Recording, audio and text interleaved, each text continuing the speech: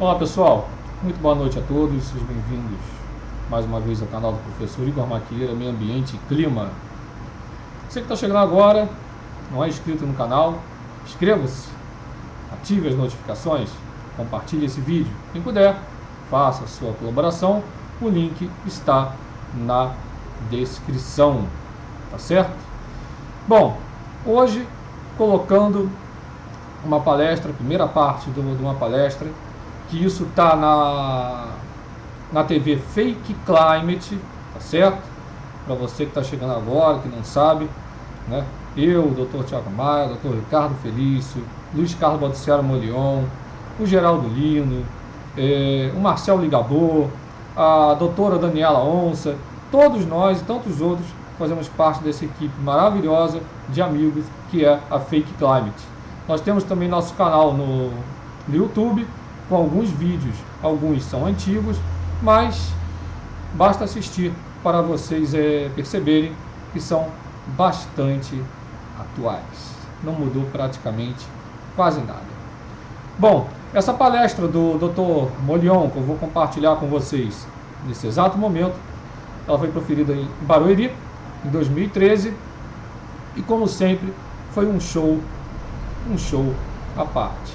Realmente, um forte abraço ao Dr. Molion, falei com ele até tem pouco tempo atrás, quando ele voltou de Roma, que ele concedeu a palestra a respeito do Sínodo da Amazônia, tá certo? Tá no canal do Instituto Plínio Correia de Oliveira. Bom, sem mais rodeios, espero que gostem. Um forte abraço, uma boa noite a todos e não deixe de se inscreverem no canal.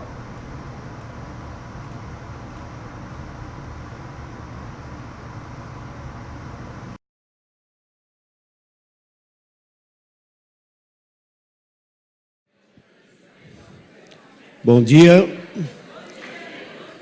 é uma satisfação estar aqui com vocês e eu agradeço a comissão organizadora por me convidar, porque eu tenho uma posição totalmente contrária a essa que aparece na mídia.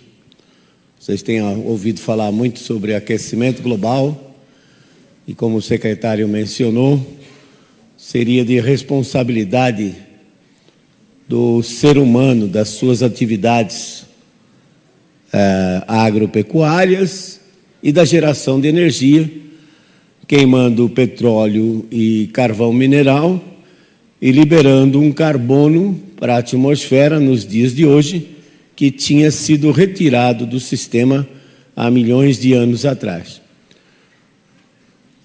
Eu vou mostrar para vocês que tudo que está aí é mentira.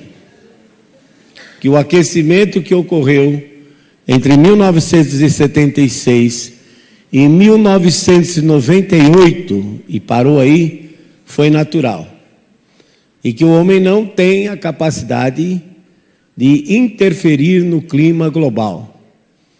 Na segunda parte, nós vamos mostrar que todo esse terrorismo, degelo de calota polar, aumento de nível do mar, aumento de catástrofes, na realidade sempre existiram e não é privilégio nosso agora, mas vocês vão ver dados passados que mostram que esses degelos e catástrofes ou chuvas intensas ou secas sempre ocorreram.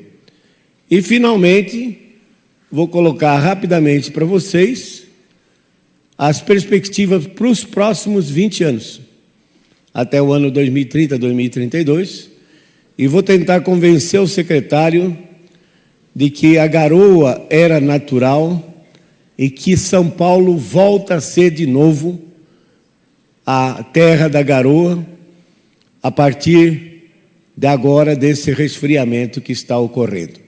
Então, na realidade, vocês vão ver que não está ocorrendo mais um aquecimento e que agora reverteu, e esses próximos 20 anos nós vamos ter um resfriamento global. Tudo que está sendo utilizado aqui vai ser dados observados e não modelos. Muito bem.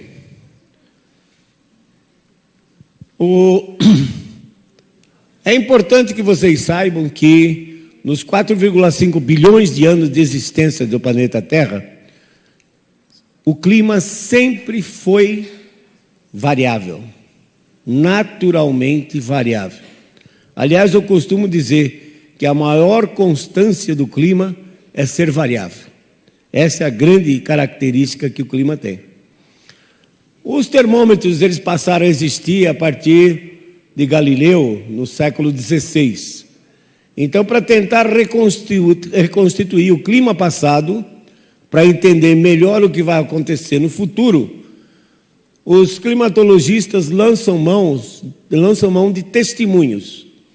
Pode ser anéis de crescimento de árvores, sedimentos de fundo de lago, por exemplo, e atualmente o mais badalado, vamos dizer assim, são os cilindros de gelo das estações do Ártico e da Antártica. Você vai para uma região que tem uma capa de gelo espessa, por exemplo, no caso da estação de Vostok, a espessura do gelo, 3.600 metros de espessura. Pega uma broca oca, vai perfurando, vai retirando os cilindros, até chegar no fundo dessa camada. Vocês percebem, então, que no gelo ficam aprisionadas bolhas de ar quando o gelo se formou há centenas, milhares de anos atrás. Então, retiram-se essas bolhas, faz a análise química daquele ar para saber quanto CO2 tinha, quanto metano tinha, etc, etc.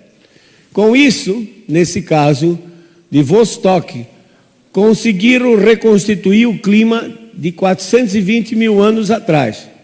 Mas notem, isso é qualitativo, embora alguns pesquisadores cheguem a se entusiasmar e calcular a variação da temperatura no 10º de grau. Não faz sentido isso.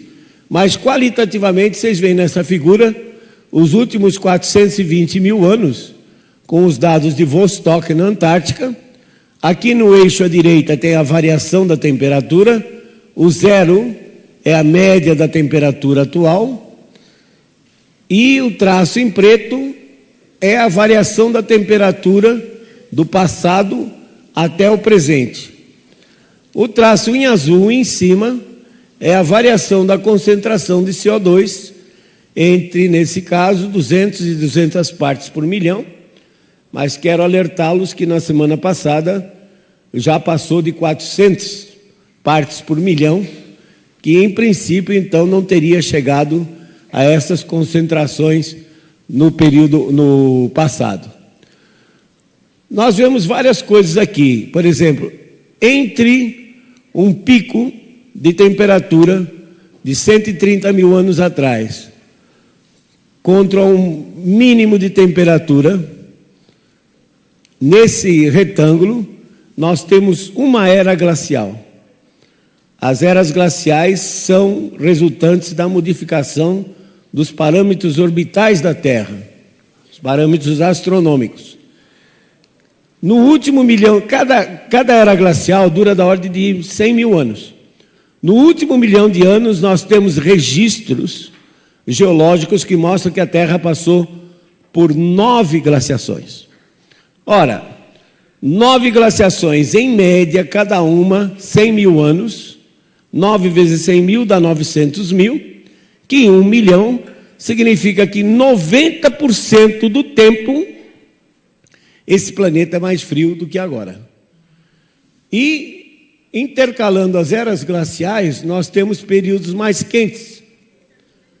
Como esse é o interglacial que nós estamos vivendo, e temos interglaciais há 130 mil anos atrás, 240 mil anos atrás, 320 mil anos atrás. Então foram períodos mais quentes. E notem que esses interglaciais passados De acordo com esse estudo publicado na revista Nature, em 2009, suas temperaturas estiveram de 6 a 10 graus superiores às atuais. Qual era o CO2 que o homem colocava na atmosfera há 130 mil, 240 mil, 340 mil anos atrás? Certamente, no máximo, um churrasquinho que ele estivesse fazendo de uma caça, mas não a ponto de elevar a temperatura 6 a 10 graus superiores ao interglacial atual que nós estamos vivendo. Outra coisa muito interessante que vocês percebem nessa figura, notem, aparentemente a curva azul, que é a concentração de CO2, ela segue de perto a curva preta, que é a temperatura. Só que se você fizer uma correlação estatística, você vai perceber que a temperatura sobe antes do CO2, e não o contrário. Não é o CO2 que sobe, que aquece o globo terrestre e a temperatura sobe depois. Não. Na correlação estatística dessa série, mostra claramente que a temperatura sobe entre 800 e 1000 anos antes do CO2, e o CO2 segue a temperatura. Outra coisa importante, uma vez que chegou no máximo, no último interglacial, há 130 mil anos atrás, o CO2 logo depois chegou ao máximo também. Aí a temperatura começou a decrescer até atingir um mínimo da era glacial há 15 mil anos atrás, e o CO2 também decresceu. Para onde foi esse CO2? Se ele já estava num pico, por que ele não continuou no pico? Por que nas outras eras glaciais a gente também vê esse decréscimo? Para onde foi o CO2? Fugiu para o espaço? Foi absorvido pela vegetação? Não pode, porque na era glacial a vegetação diminui. O CO2 foi para os oceanos. Os oceanos absorveram esse CO2 à medida que a sua temperatura decresceu. E isso é um fato tão comum, um princípio físico tão comum na vida de vocês, que vocês nem percebem ele. No dia a dia. Exemplo, as bebidas gasosas.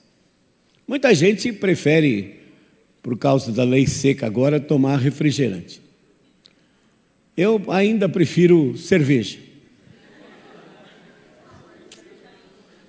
Então, quando você vai para o boteco, que o garçom chega e você ouve aquele ploc, você já devia ficar com a consciência pesada, porque você está liberando CO2 e contribuindo para o aquecimento global.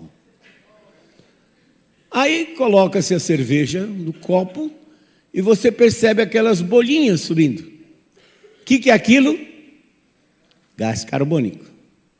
Mas se a cerveja não é bebida e fica ali, num cantinho, o líquido vai começar a ter, a sua temperatura vai subir até se igualar com o ambiente. De repente você olha, não tem mais bolinhas na cerveja. A cerveja ficou choca. O que foi que aconteceu? O líquido, ao se aquecer, expulsou o gás que estava em solução. Ou seja, a solubilidade de um gás num líquido é inversamente proporcional à sua temperatura. Quanto mais quente estiver, menos gás ele retém. Quanto mais frio ele estiver, mais gás ele retém. Então, transfiram o princípio da cerveja choca para 71% de oceanos que cobrem a superfície terrestre. Quando numa era glacial os oceanos se esfriam, eles retiram o gás carbônico da atmosfera. Fica mais gás carbônico em solução no oceano. Quando termina uma era glacial e que repentinamente repentinamente em termos geológicos, né? Pode levar 5.000 anos. A temperatura sobe, aí logo depois o CO2 sobe também. Porque os oceanos se aquecendo liberam aquele CO2 que eles tinham absorvido. Então, o grande controlador do CO2 na atmosfera não é o homem. São os oceanos, como nós vamos ver os números daqui a pouco. Nos últimos 10.000 anos, 10.000 anos é o chamado Holoceno, esse período quente interglacial que nós estamos vivendo, e que é um tempo minúsculo, se eu levar em consideração que o planeta tem 4,5 bilhões de anos de existência. Mas toda a humanidade, tudo que nós conhecemos das nossas civilizações, estão contidas nesses últimos 10.000 anos. Assírios, babilônios, amoritas, egípcios, gregos, romanos, até a chegada nossa dos tempos atuais. Cilindros de gelo também, agora da Groenlândia. Notem, temos pelo menos 4 períodos que tiveram predominantemente quentes, como o ótimo do Holoceno, há 8.000, 7.000 anos atrás, o Minuano quente, há cerca de 3.500 anos atrás. Minuano é a civilização que viveu na ilha de Creta, no Mediterrâneo, e que deu origem à Era do Bronze. O período romano quente, de 500 a.C. até mais ou menos 300 depois de Cristo, que permitiu aos romanos dominarem toda a Europa e o Oriente Médio durante quase 800 anos. Estava quente, chovia, a agricultura era farta e os povos que eram dominados nem queriam brigar porque estava todo mundo de barriga cheia. Então não precisava brigar. O período medieval quente, entre 900 depois de Cristo e 1250, deu origem ao Renascimento. Todas as grandes catedrais europeias começaram a ser construídas nesse período. Notre Dame de Paris é de 1100 depois de Cristo. Por quê? Novamente, a agricultura era farta, tinha muito dinheiro, aí sobrava dinheiro até para louvar a Deus, construindo as grandes catedrais. Depois passou-se por um período frio, que foi chamado de Pequena Era Glacial. Para vocês terem uma ideia, foi entre aproximadamente 1350 e, na minha opinião, até o início do século XX. Foi um período de frustrações de safra. A população estava faminta, não tinha o que comer. Resultado, organismos debilitados permitiram que pestes como a peste negra, por exemplo, segundo os dados históricos, tivessem dizimado cerca de 70 milhões de pessoas ao longo desses 600 anos. Período de grandes distúrbios sociais, porque o povo estava com fome. E revoluções ocorreram nesse período. A mais famosa é a Revolução Francesa de 1789, que depois desencadeou uma série de revoluções entre outros países. Por exemplo, na América do Sul, todos os países proclamaram a sua independência a partir do início do século XIX. Colômbia, Venezuela, Chile e o próprio Brasil, em 1822, proclamou a sua independência em decorrência desse período mais frio que causou grandes distúrbios sociais na Europa. E vejam que a temperatura ainda não recuperou os valores altos que tinha antes. E a linha verde é a linha da tendência que mostra que está esfriando a longo prazo. Quer dizer isso? Quer dizer que a última era glacial, de acordo com os geólogos, terminou há 15.000 anos atrás. Cada interglacial dura da ordem de 10 a 12 mil anos. Portanto, é possível que a gente já esteja entrando numa nova era glacial, mas não é para ninguém perder o sono, porque vai chegar a 10, 8, 10 graus abaixo do que está hoje, só daqui uns 100 mil anos. Então, quando chegar o tempo, quem estiver vivo, que resolva, né? Nos últimos 130 anos, nós já temos dados de termômetro. E eu gosto de mostrar isso ao Ártico, porque o Ártico está sempre em questão, está sempre na mídia. Notem, isso são dados de temperatura, fonte dos dados, Universidade de East Anglia, Unidade de Pesquisa do Clima, Climate Research Unit, comandada pelo Dr. Phil Jones. São 8 estações, a média de 8 estações entre 1880 e 2004. Notem, com o CO2 menor do que 300 ppm, entre 1920 e 1940, houve um salto de mais de 4 graus na temperatura do Ártico. A concentração de CO2 estava baixa. Como é que eu vou explicar isso com o aumento de CO2? Quanto CO2 o homem colocava na atmosfera nesse período? Muito pouco. Dados que nós temos de 1945, no término da guerra, Segunda Guerra Mundial, é que o homem colocava menos de 10% do carbono que coloca hoje na atmosfera. E depois da guerra, como os aliados venceram a guerra, eles tomaram as indústrias dos países do eixo, Japão, Itália, Alemanha.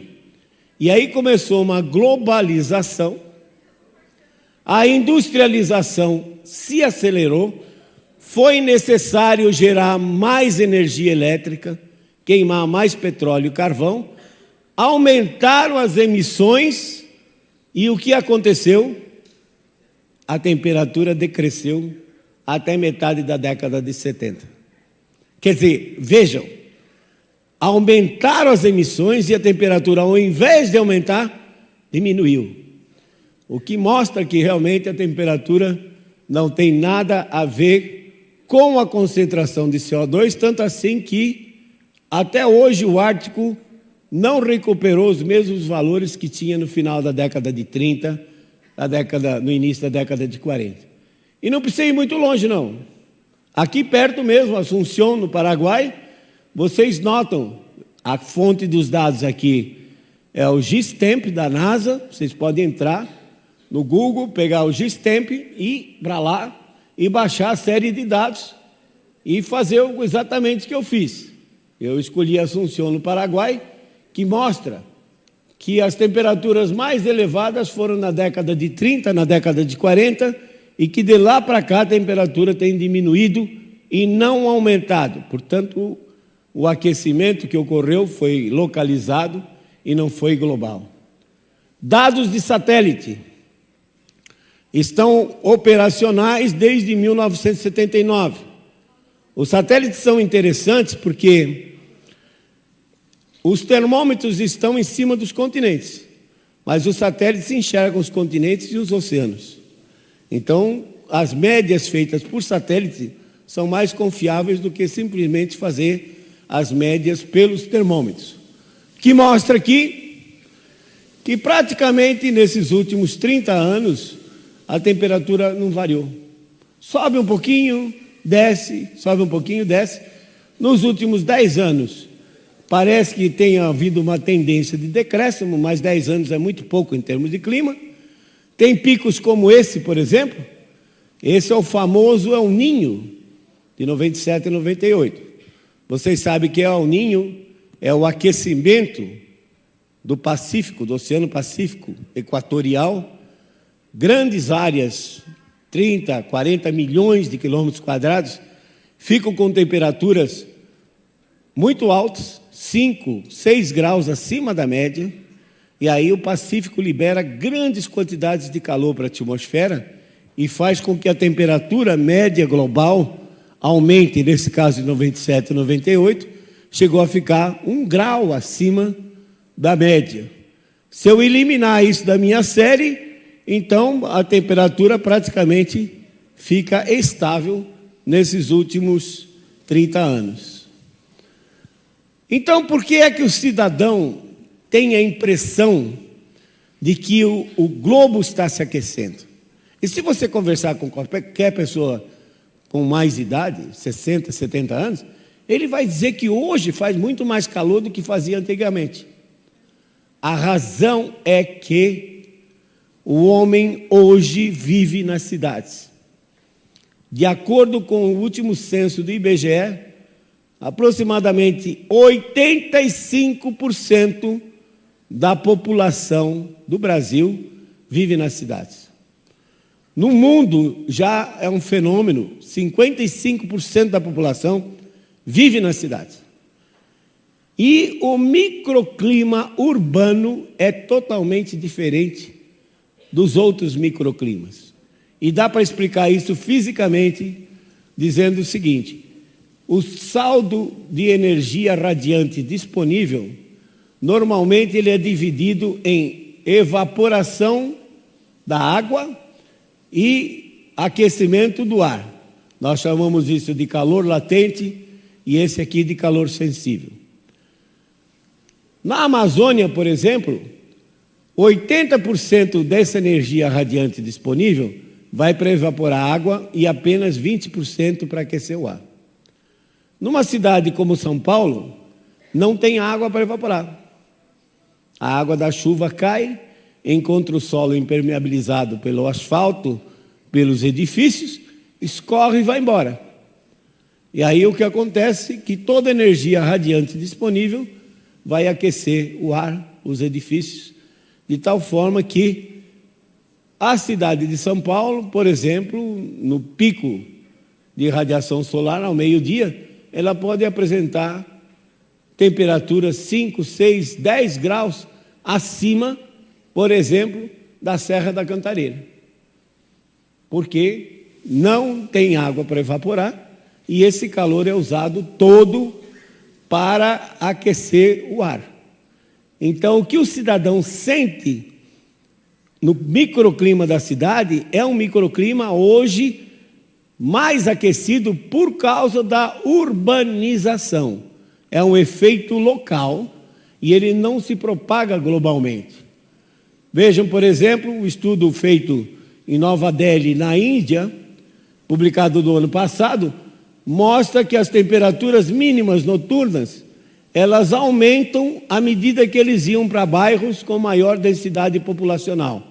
Quer dizer, quanto mais gente tiver vivendo por quilômetro quadrado, maior é a temperatura. Aqui, no gráfico desses pesquisadores, mostra, então, variações de até 5 graus dentro da própria cidade em função da densidade populacional. Assim, o efeito de ilha de calor urbano, como é chamado, ele é que dá a sensação de que o clima está mais aquecido. Globalmente, não há evidências. Finalmente, depois de várias décadas de discussão, e eu digo isso porque a primeira palestra que eu fiz contra o aquecimento global antropogênico foi a convite do professor Kinetiro Sugil, em setembro de 1989. Eu estou há 24 anos nessa cruzada contra o aquecimento global antropogênico e só agora os jornais ingleses começam a reconhecer que tem alguma coisa de errado. O jornal The Economist, de 30 de março de 2013, coisa de 2 meses atrás, diz que que está acontecendo? As suas projeções eram 1 grau, 1,5 grau acima, e a realidade está aqui embaixo. E o CO2 continua crescendo.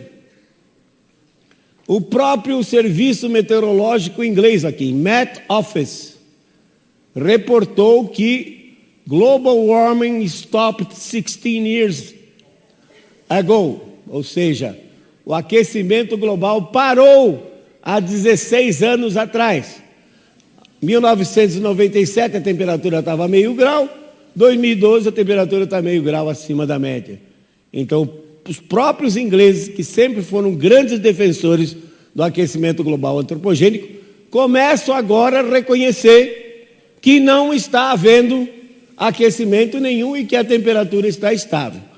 E uma coisa muito importante, também o jornal The Economist, de 16 de abril de 2013, o Parlamento Europeu rejeitou por 334 votos a 315 o apoio ao sistema de comércio de carbono. Quer dizer, o que era esse comércio de carbono? Eu estou poluindo, tenho direito a 100 toneladas e estou poluindo jogando 150. O secretário Cido teria direito também a 100 toneladas, só que ele só está jogando 50. Então eu chego para ele e digo: Cido, compra as suas 50 toneladas e te pago tanto. Quer dizer, qual é a preocupação ambiental? Quer dizer, no fundo, se ele tinha direito a 100 e eu também, eu estava jogando 150 e ele só 50, por que então comprar dele para eu empatar com ele? Quer dizer, isso é ridículo. Não existe preocupação ambiental nenhuma. O resultado é o seguinte, que a tonelada de carbono chegou a custar quase 40 euros, 100 reais ou quase, por tonelada. E hoje está em 2,46. Vejam a queda tremenda que houve, e de acordo com a União dos Bancos Suíços, que é um dos maiores bancos do mundo, do relatório que eles fizeram aos seus clientes, acionistas, no final do ano passado, o relatório diz que a comunidade europeia perdeu, nesse sistema de comércio de carbono, 287 bilhões de dólares. Jogaram fora. Aí você vê o resultado do que é investir em algo que não tem retorno. Portugal, Espanha, Grécia, França, Itália, todo mundo quebrado. E a Alemanha agora, no primeiro trimestre desse ano, conseguiu um mero 0,1% de incremento no seu produto interno bruto. 0,1%. E os outros países europeus, todos negativos. Por quê? Porque estão jogando dinheiro em coisa que não dá retorno algum e que não vai modificar o clima. Por que não vai modificar o clima? Ponho na cabeça de vocês que CO2 não controla o clima global. Aí, a temperatura, esse traço lilás, se mantendo estável nos últimos 16 anos, e o CO2 já aumentou 8% nesse período, como eu disse, já bateu a marca dos 400 ppm, e a temperatura continua estável. Sabe por quê? Porque o CO2 que o homem coloca, ele é ínfimo, muito pequenininho, comparado com os fluxos naturais dos oceanos, solos, da vegetação. Saem 200 bilhões de toneladas de carbono por ano. Qual é a incerteza?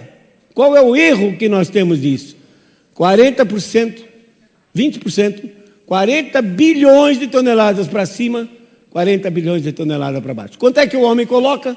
7 bilhões. Quer dizer, o homem coloca 3% do que a natureza coloca, e ainda assim o nosso erro é 20%. Então não tem como você medir o efeito desses 3% se a sua incerteza é 20% para cima, 20% para baixo. Não há como. Você aprende em cálculo numérico que, se você não conhece se esse segundo número aqui, segunda casa, é um 4 ou é um 6, quer dizer, aqui eu não sei se é 160, não sei se é 240 bilhões, para que eu vou discutir a primeira? Se a minha incerteza está na segunda. Então não faz absolutamente sentido nenhum se discutir essas coisas. Outro gás. Segundo o painel intergovernamental de mudanças climáticas, o IPCC, o metano é 21 vezes mais poderoso em absorver radiação infravermelha. O metano, ele é resultante da decomposição ou da fermentação anaeróbia da matéria orgânica.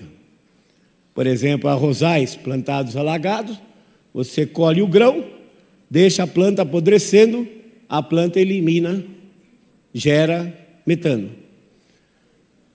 Ruminantes, até aqueles bichinhos fofinhos, bonitinhos, branquinhos, que a gente costuma contar quando está com insônia. Carneirinhos. São terríveis esses bichos. Pensa, ele come capim e fica virando de um estômago para o outro. E depois libera metano pela frente e por trás. E ajudam a aumentar a temperatura do globo. Vocês dão risada, mas a Nova Zelândia, que é um dos maiores criadores de carneiro do mundo, queria impor uma taxa aos criadores de carneiro, porque o pum dos carneiros estava contribuindo para o aquecimento global. Felizmente não conseguiram, mas dá para vocês terem uma ideia do que são políticas públicas que podem advir de hipóteses como essa que não tem fundamento científico algum. Metano, ele está estável. A NOAA, que é a Agência Americana para Oceanos e Atmosfera, vocês conhecem muito bem a NASA, que é para espaço e aeronáutica. A NOAA é para oceanos e atmosfera. Ela tem uma rede mundial, e se vocês entrarem na internet, esse gráfico está feito aqui em partes por bilhão. Na realidade, se eu colocar como, por exemplo, o CO2 é colocado em partes por milhão, eu tenho que dividir tudo isso aqui por 1000, e o gráfico fica mais ou menos como isso. Praticamente constante desde 1983. Nem os maiores especialistas que diziam que o metano estava aumentando por conta dos arrozais, por conta dos ruminantes, tá? Não sabe agora por que o metano se estabilizou. O fato é que o metano, que é teoricamente um gás poderoso de efeito estufa, parou de aumentar, muito embora os arrozais estejam aumentando em área e os ruminantes estejam crescendo na taxa de 17 milhões de cabeças por ano. O metano está estável, em alguns anos até com crescimento negativo. Gostaria de detalhar mais, mas não vou detalhar isso. Basta dizer para vocês, o efeito estufa, que seria aquela propriedade da atmosfera, então, de deixar passar a radiação solar aquecer a superfície emitir radiação infravermelha, e essa radiação ser absorvida por gases como o CO2, da maneira como o efeito estufa está descrito na literatura, ele fere as leis básicas da física, como conservação de energia. Só vou lhes dar um argumento, depois vocês podem entrar na internet e ler mais sobre isso. A nossa atmosfera ela é composta de 78% de oxigênio, de nitrogênio, 21% de oxigênio e 0,9% de argônio. Esses três gases já formam 99,9% da nossa atmosfera. O CO2 entra com 0,04%. Se vocês lembrarem do que vocês aprenderam no jardim da infância, número de Avogadro, qual um mol de um gás ocupa 22,4 litros nas condições normais de temperatura e pressão, fizerem as contas, você chega à conclusão que para cada molécula de CO2 tem pelo menos 2.600 moléculas de nitrogênio, oxigênio e argônio. Quando o CO2 absorve a radiação infravermelha, a molécula entra em ressonância, ela vibra e roda. Só que vibrar e rodar são movimentos mecânicos, gera energia cinética.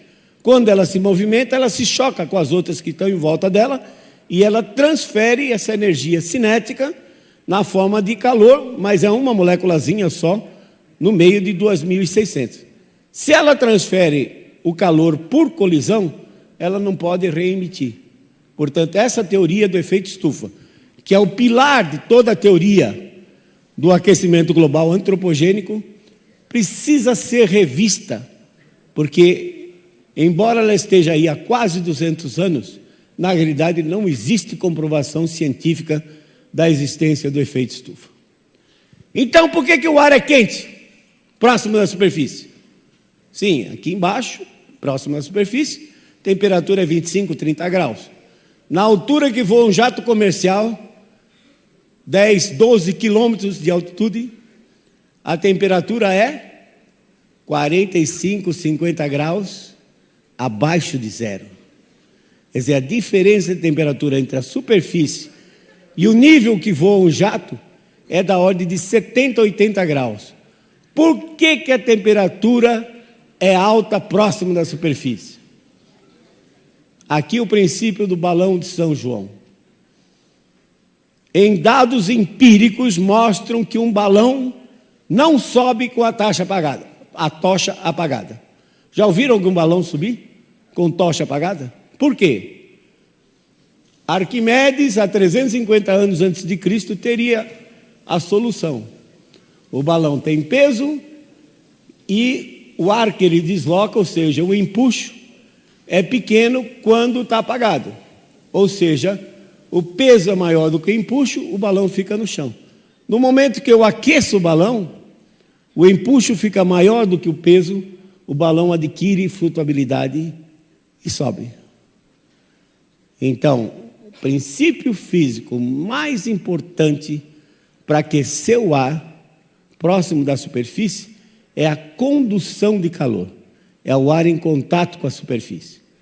Vocês veem isso, por exemplo, num carro que está com os vidros fechados no estacionamento debaixo do sol. Se vocês colocarem um termômetro lá dentro, a temperatura pode chegar a 55 graus. Mas no momento que você baixa o vidro, aquele ar escapa e vai embora. Ar tem peso. 1 metro cúbico de ar pesa 1.200 gramas. Até conseguir flutuabilidade, ele vai se aquecendo e fica próximo da superfície. Depois que ele é aquecido, a densidade dele diminui, e aí ele adquire flutuabilidade, sobe e é reposto por ar mais frio, semelhante ao que acontece com o carro quando a gente abre as janelas. Portanto, o efeito mais importante não é o radiativo de o CO2 absorver e emitir radiação, mas sim a condução de calor do ar em contato com a superfície. Portanto,